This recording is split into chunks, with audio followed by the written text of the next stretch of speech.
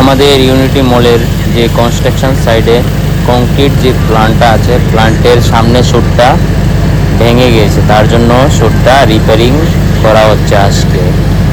এবং রিপেয়ারিং করার পর কীরকম হয় কাজটা তোমাদেরকে দেখাবো। এটা ফার্স্ট ক্লিপটা আমি নিলাম, তারপরে যখন রিপেয়ারিংটা হবে, মতলব যখন নতুনটা লাগানো হবে, তখন নেক্সট ক্লিপে আমি শেয়ার করব আগরতলা ইউনিটি মলের প্রজেক্ট। ঠিক আছে গাইস, আর ভিডিও যদি ভালো হয় তাহলে চ্যানেলটা সাবস্ক্রাইব করে দেবেন। Thank you.